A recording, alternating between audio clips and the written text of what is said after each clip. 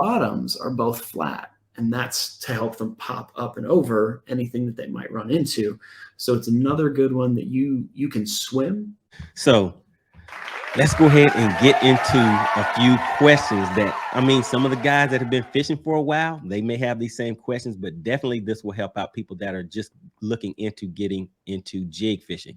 For me, I would say jig fishing, for somebody that's just getting into it, it will help you be known as the person that catches big fish. You may not catch a lot of numbers. In some instances you can, but you would definitely be known as that person to look out for whenever you show up on the scene and people are like, well, what's your favorite type of fishing?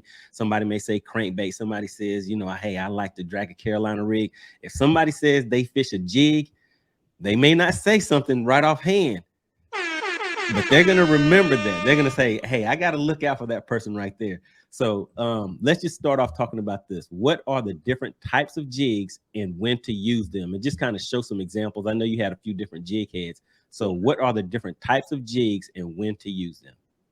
So there are so many different types of jigs out there that I could get lost on that for hours. So gotcha.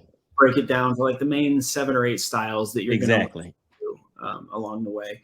And it's a, you know what, I'm going to go backwards from where I'd kind of started. I'm going to start with the ball head. I'm going to start with the jig that made it all happen. This is, you know, your standard head, ball head.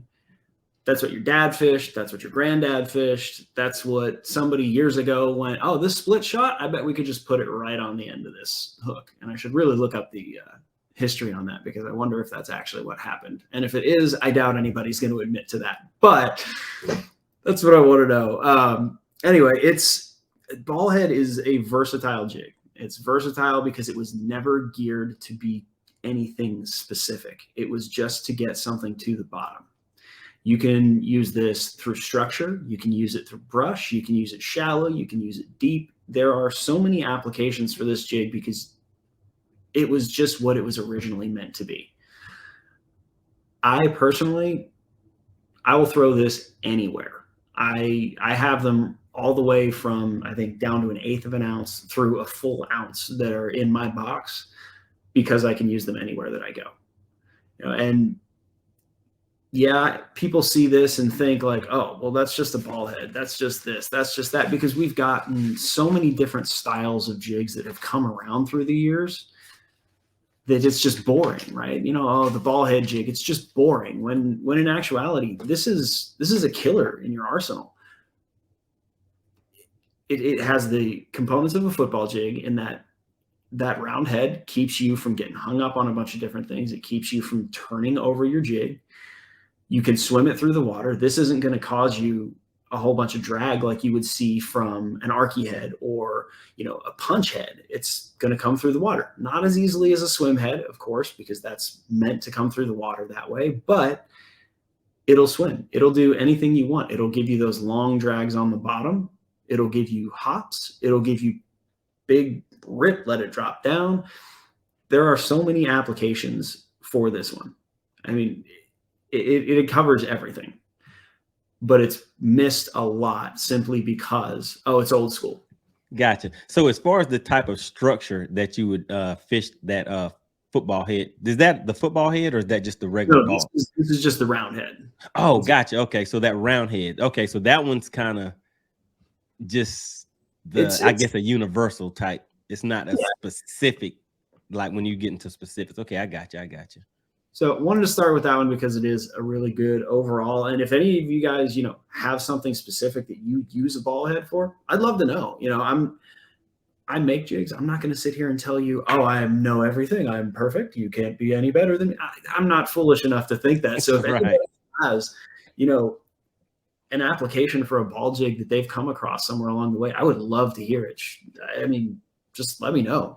And so for me, one of the main techniques that I use is throwing my shaky head. I mean, in my videos, the majority of the fish that the guys see me catching are going to be on a shaky head, depending on the lake that I'm on and what I'm targeting. But a lot of times I'm going to have that shaky head ready, and it has a long shank hook on it. I can't remember the exact manufacturer of the ones that I use, but it has a very long shank hook on it. And I've actually tried to tie a jig using my shaky head jig before, because my hookup ratio it's great with those. Once I get a fish on that, I mean, I'm flipping out just about all of them unless they're too big, you know what I mean? Because I'm not worried about those fish coming off once I get that hook set in them. And so for me, I would like to fish, and I don't think I even have any jigs with just a ball, just that ball jig like that. But yeah, I mean, that would be something that I'd be interested in seeing more of. And then especially if you could do those with that long shank hook. So maybe that's something I'll shoot a picture of it to you, and then we can get into that. All right, so you said the ball head jig, that was the first one, and then what else do you have? So I'm not really going in any particular order here, right? Like of importance, just kind of walking through each one. Bladed, pops up next. I mean, everybody has a bladed jig in their tackle box somewhere along the way. Everybody has a chatterbait. Everybody may or may not have a jackhammer, $16 a pop, who knows?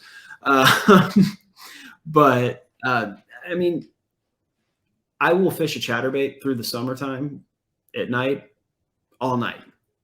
Gotcha. I mean, the big thing that this does that, you're not going to get from a swim jig is the vibrations that it puts out. You can get this out there and draw fish in from 50 feet away just by hearing the vibration, by what's going on, under the water. We don't hear, obviously, being above the water, but if you were to put your head in the water, and I've done this because I was curious, a friend of mine's pool, I was like, do me a favor, throw this under the water. It was so loud. I was at the other end of the pool and I could hear it perfectly. Gotcha. So it's going to draw them in the nighttime or murky water, anywhere else that you're going to rely on a vibration to draw a fish in. This is huge. It's also a deep water killer. Anywhere that you're going to throw, something that has a tight action, lipless, anything like that. Okay. Another incredible option. This is going to sink so much faster than just about anything else that you throw. And when you're getting in the deep water, that's important. You can rip it up and let it drop just like you would do if you were yo-yoing your lipless. You can pull it through. You can drag it along the bottom. You can hop it. You can work this any way you want. There are so many different retrieves that can be done with this that you don't really think about, because oftentimes when you're looking at one of these, it's like, oh, okay, so I swim that, right? Right. And then pause it, or maybe I'll pop it a little bit here and there. When in reality, you can run it just like you would this jig right here, sitting on the bottom, popping it, and this blade is going to make it 10 times louder, and you're still able to give them that presentation that isn't moving, because you never know what a fish is going to want. They may need that loud noise without the action. They may not be a reaction fish. They may not be in the spot that they want to move, especially this time of year. I mean, I know when I'm outside, I don't want to move. It's cold. Right. Yeah. And the other thing with those, I've actually used those skipping docks before, because they skip very well under docks. So yeah, so that's another thing with that swim jig. All right, so we have the ball jig, the swim jig, and what else you got? Oh man, we got swim. Oh yeah, we talked about swim. We got football. Football's a good one. So wait a second. So the swim jig, we didn't do that one yet. We didn't talk about the swim. Let's hit the swim jig. So swim jigs, you can use a million different ways. The biggest way that everybody sees them used is cast and retrieve, cast and retrieve, right. And retrieve. Great way to use them. They are a phenomenal search bait. If you're out there and, just trying to figure out where the fish are, if you're in a tournament trying to put together a pattern and you just need to figure out where they are, right here, you can burn this through anything. A lot of people just want to cast it in open water or cast it in safe places, or right. In springtime, like, oh, let me bust beds with it. That's all well and good. But again, and I can't remember who it was that said it, this is dangerous in structure. This is dangerous under a dock. This is dangerous in any place that you would maybe lose it. This right here is huge. I'm pushing right here, and the amount that it's taking to move that, just that much, is a lot. Now, when your fish is hitting it, it's hitting there, so it's able to push that down. Right. But that's stout weed guard, and most jigs are going to have a stout enough weed guard for you to be able to put it in those places that you might not get something else back from. That's why these are huge. You can use them open water, put them under docks, put them in structure, put them anywhere that you want. And there's not just one way to retrieve it. Retrieve it straight. That's a great way to do it. If I'm retrieving it straight, I'm throwing it with a paddle tail all day long. Gotcha. Okay. If I'm looking to, bounce it off the bottom like a bait fish that's feeding, I'll probably throw like a bug on it rigged sideways, something like that. You can also, rig it up with a bug like that and just kind of bounce it as it swims through the water, and it looks like a really nice bait fish. There's more to be done with a swim jig than just cast and retrieve, cast and retrieve. Right. Okay. All right. So we got the swim jig, the ball jig. What was the other one that we did? The bladed jig. Okay. So what else we got? What else are we looking at? We got footballs, another good one that a lot of people don't really understand. What's the best way to use a football? There's a million ways to use it, just like there's a million ways to use any jig. There's no wrong way. There's no right way. There are more effective ways. The reason the football jig is so effective is that head. That head, as it comes through the water, it keeps that jig from turning over. It keeps your whole thing, your whole presentation from going the wrong way. Because generally speaking, where are you throwing a football? In the rocks. Right. The rocks, and you're like, oh, I've got this swim jig tied on. Forget that. Let me put this football on and drag it through the rocks. That's where it excels, truly. You can use it anywhere, just like any jig. Any jig can be used for any application. It's all about how you use it. Certain ones are more effective than others. This will have much less a chance of getting hung up in those rocks. The smooth sides right there keep it from getting hung in crevices. It lets it pop out in different places. That's why when you're using a football jig and you feel like, oh, I'm hung up on something, give it a good little pop. Don't bow and arrow it yet. Give it a good pop, because there's a good chance it's just going to rip right out of the corner there, because this is probably what's stuck. Yeah, and so hold that one right next to that the round one, and just put them closer to the camera, just so the guys can see the difference between those two. That first one, that round head jig. Yeah, there you go. So basically that football, it looks like a football. It has a nice oval shape to it, guys. Yeah. And you see a lot of different people that are coming out with different football head styles and everything. Think about the reason for a football head. Think about why we use them. Think about when we use them, where we use them, and then think about the different things that you're seeing people put into the design of a football head. You're giving it more cracks and crevices. You're making it get stuck instead of the reason for a football jig. Right. However, there's one that I've seen, and it's taken me a while to go, all right, fine, I'll give them credit. Beast Coast has a football jig that I actually like that's outside of the standard. It's the dozer. And the reason I like it, one of the best retrieves for a football jig is just drag it along the bottom. Right, exactly. As it drags along the bottom, you're crawling along the way there. You've got your trailer here. When you look at a crawfish, naturally, they're just crawling along. They're not.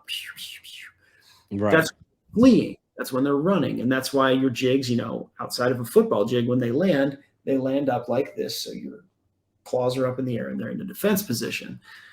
With a football jig, you're mimicking just a crawfish crawling along the bottom. Okay. Crawfish hitting rocks. That's where they're hanging out. That's why we throw those there. And that's huge. Not to say don't pop it at all. You absolutely should. Crawl it a little bit and, as you're pulling, give it a good pop or two as you're pulling it in, just in case there's any fish that haven't seen it, haven't heard it, and that pops up and you get your little plume of smoke, or not smoke, your little plume of dirt. Right. And then they see it fall. The East Coast has their dozer head, and what it does is it just throws up more dirt as you drag it along. Yeah, I think I've seen that before. Okay. All right. So we have the ball jig, the swim jig, the bladed jig, the football jig. And did I say swim jig already? Yeah, we got swim jig, and then casting. What's that mean? I'm trying to think of the word I'm looking for. Casting structure. Right, kind of like that archy head jig. Yeah, it's the archy style head. Gotcha. And it's the casting. It's the structure jig. And honestly, it's a great pitching jig. It is a great punching jig if you're using the right weight. If you throw a 1/4 ounce archy jig, you're not going to punch through anything. Right. But exactly. If you're a 1/2 ounce and up, you absolutely can. I've pulled in some phenomenal fish flipping, you know, just heavy cover with one of these. But these, it's an all-purpose jig. You can do just about anything with it. If you look at the head and you look at, you know, here, I'll pull up the swim jig again. And if you look at the bottom of it is what I'm talking about here. I mean, obviously the, you know, the profile is going to be a little bit different there. Right. Bottoms are both flat, and that's to help them pop up and over anything that they might run into. So it's another good one that you can swim, you can flip it, you can pitch it, you can cast it into open water, you can run it through any bit of structure. Skipping, as far as skipping, oh, I will pick up an Arky first thing. That'll be the first thing I skip, because like it's nuts. The first time I ever skipped one was one that I made, and I saw the jig head style and didn't like it at first, and then I fished with it the first time and went, I love it. Right. Like skipped up under a dock, and it was just like it kept going. And if anybody has ever been to Nashville, there's like a little river walk right out downtown. And I was right there, and I skipped up under the little area there, and it goes back probably 30 feet. And I heard my jig hit the concrete on the other side. Hey, that's always a good sign right there. I'm sold. But I mean, it's amazing. And, you know, the retrieve that you kind of want to do with it is like a lift drop, some slight pops, you know, anything that, you know, you're going to kick up some dirt with, anything that if you're stuck in some grass or anything, you're just going to rip it right out. Right. It's a really good jig for all of those.